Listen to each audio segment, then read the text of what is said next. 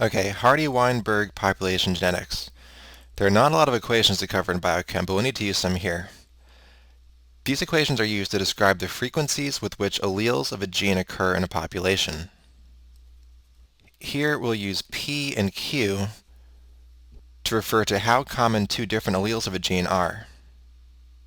So if we're talking about the alleles big A and little a, this would mean you have a P% chance to have a big A and a Q% chance to have a little a.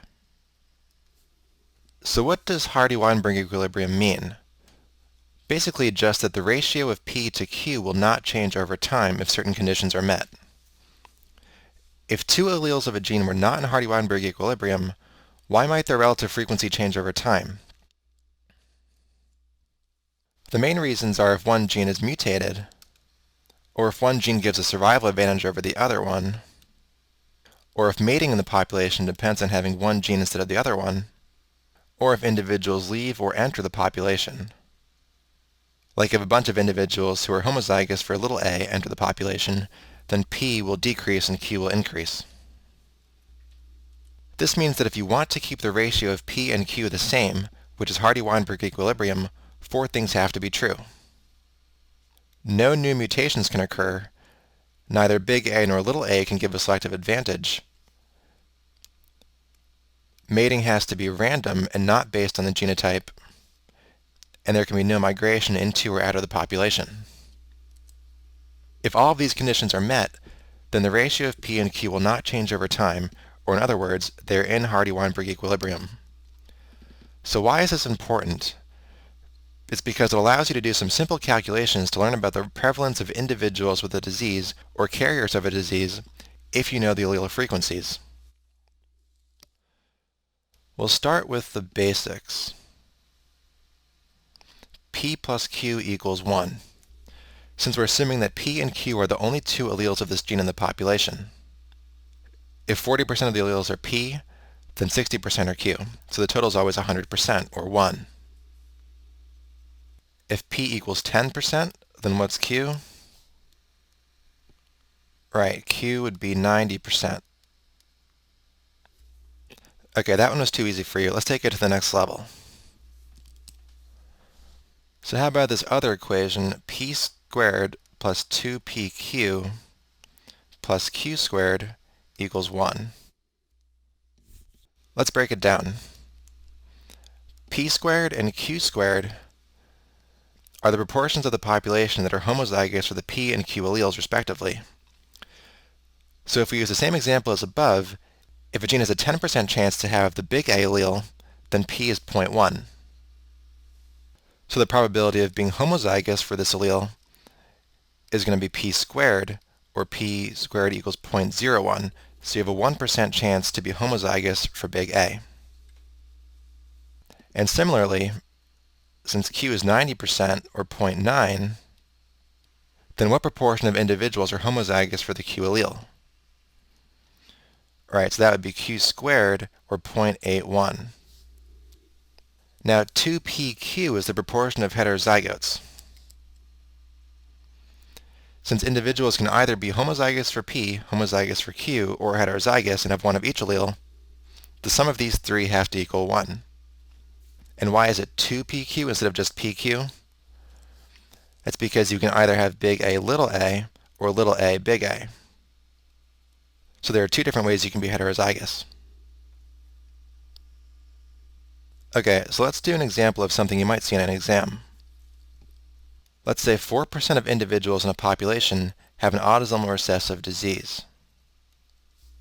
And you need to figure out what percentage of the alleles in this population are healthy. This means that 4% of individuals are homozygous for the diseased allele. We can assign P to be the frequency of mutant alleles and Q to be the frequency of healthy alleles. So what does P squared equal? Right, this would be 0.04, or 4%, since P squared is the proportion of individuals that are homozygous for P, and that was given in the question as 4%. You can solve this for P by taking the square root of each side, which gives us P equals 0.2. Now the question is asking for the frequency of healthy alleles, which is Q. So we just need to solve for Q and we'll be done. We can plug our P equals 0.2 into our equation P plus Q equals 1 to figure out that Q equals 0.8.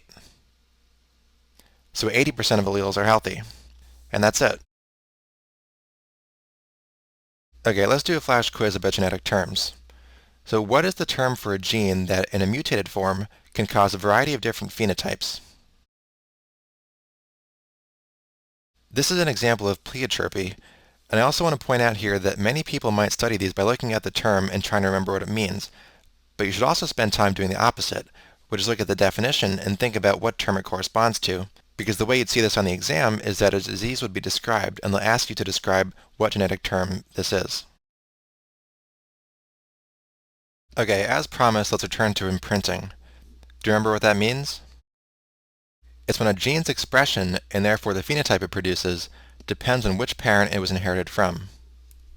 For example, let's say in one person, the allele from one parent is imprinted, which is the black one here, and the other is expressed, which is the orange one. Imprinting can be established by methylation of the gene's promoter in one parent, so it won't be expressed. When this person produces gametes, in the germline, these old imprints are erased, leaving a blank state.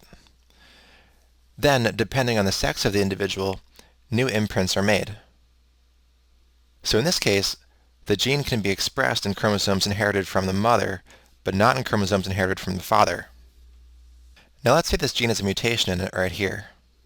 The mother will not be affected, since this copy is imprinted anyway, and she has another copy which is expressed. However, if her offspring ends up with that copy, then they're in trouble, since the only other copy they get is from the imprinted version from the father. This is the case in Angelman syndrome, in which the maternal allele is deleted and the father's allele is imprinted. Patients with Angelman's will have intellectual disability, seizures, ataxia, and inappropriate laughter, and the combination of these has led to his nickname of the Happy Puppet. Now, Prader-Willi syndrome is similar, but is due to a deletion or mutation of a normally active paternal allele and an imprinted maternal allele. So it's basically the exact opposite as Angelman syndrome. Patients with Prader-Willi will have intellectual disability, hyperphagia, obesity, hypogonadism, and hypotonia. The genes that cause both of these are in chromosome 15. These syndromes can also be caused by uniparental disomy, as I mentioned earlier, because if a gene is imprinted by one parent and the offspring receives both alleles from that parent, then they won't have a copy of the gene that they can express. There are a few different ways that genetic traits can be inherited. Remember, what we're talking about here is inheritance of phenotypes or traits, not inheritance of genes. As I talked about before, a gene can come in different versions called alleles of that gene. For example, for gene A here, a certain type of mutation, like a nonsense mutation, can cause the gene to not function at all. Remember what a nonsense mutation is? This could be a premature stop codon, so that allele would probably have no function, and I'll designate that as little a. Now, if the allele of that gene on the homologous chromosome is normal, like big A here, you probably would have no phenotype, since one functional copy is usually sufficient to do the job of that gene. So in this case, the trait or phenotype that we're interested in is what you see when both copies of the gene are abnormal or deficient, and the lack of the trait means that at least one copy is functioning properly. So what type of inheritance pattern is this? This would be autosomal recessive. To inherit an autosomal recessive trait, both parents have to be at least carriers, which means they have one functional allele and one defective allele. So they don't have the trait, but they can pass it to their offspring. If they are both heterozygous, then what's the chance that their offspring gets the defective allele from each parent? They would have a 25% chance, because each parent has a 50% chance to give a defective allele and a 50% chance to give the functional one. So here I've drawn a Punnett square where the column headers represent one parent and the row headers represent the other parent, and there's 4 possible choices for the offspring. you can see two of these are going to be heterozygous, and one will be homozygous recessive, which will be affected by the disease. So this means there's a 25% chance that this person is affected. So what's the probability that the offspring of two heterozygous parents is also a carrier? That would be 50% because there are two possibilities out of the four total possibilities. All right, let's move on to gene B. So in gene B, we're going to have a different type of mutation. This will be a frameshift mutation. Do you remember what that is? A frameshift mutation is when you insert or delete nucleotides in such a way that it throws off the reading frame of codon triplets. So all of the amino acids downstream from the affected codon will be incorrect. Since we have a whole new amino acid sequence, this mutation might create an allele of the gene with a new function. And we'll call this one big B. So in this case, as long as at least one chromosome has this mutant allele of the gene on it, that new function will be manifested in this cell. What type of inheritance pattern is this? This will be autosomal dominant. So how are autosomal dominant traits inherited? You only need one copy, so only one parent needs to have this allele. But that means that that parent also has to have the trait. Okay, what about sex chromosomes? Let's now pretend all the big chromosomes are X chromosomes and the small one is Y. So on the left, that means we have a female, and on the right, this would be a male. Is an X-linked recessive trait more likely to show up in a male or a female? X-linked recessive disorders are more likely to occur in males because males only have one X chromosome. So if the gene in that chromosome is affected, then they have the trait. Which parent will males inherit an X-linked recessive disease from? They're going to get this from mom because they get a Y chromosome from their father. Females need to get two affected copies to fully have the disease, which is very uncommon.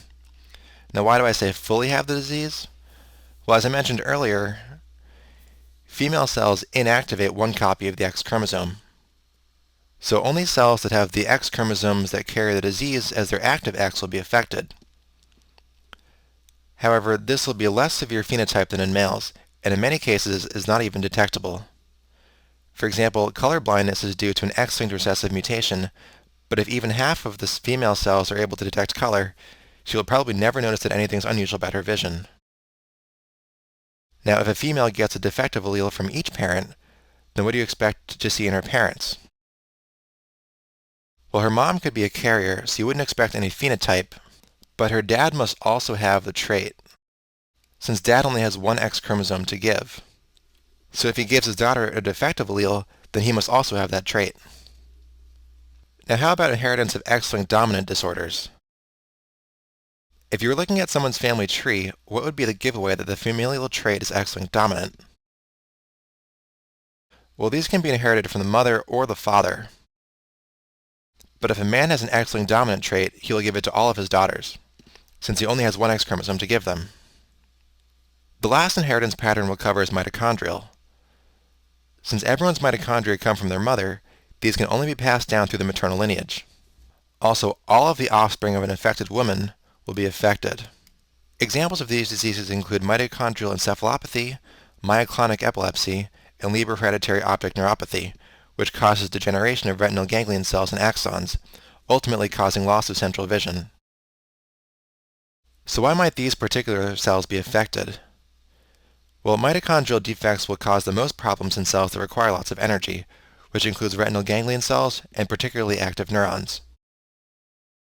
You may also see ragged red fibers on muscle histology, which are clumps of diseased mitochondria. Alright, so how are you going to see these inheritance patterns on your exam? Well, one way you can be tested on inheritance patterns is that you might be asked what the probability is that someone gets a disease after being given some other information, which might include a family tree. An easy way to do these is to draw a 2x2 grid called a Punnett square, kind of like what I drew earlier. This allows you to see all the possible combinations of genotypes for an offspring of two parents. So let's say two people who are carriers for an autosomal recessive trait but don't have the trait themselves have a child.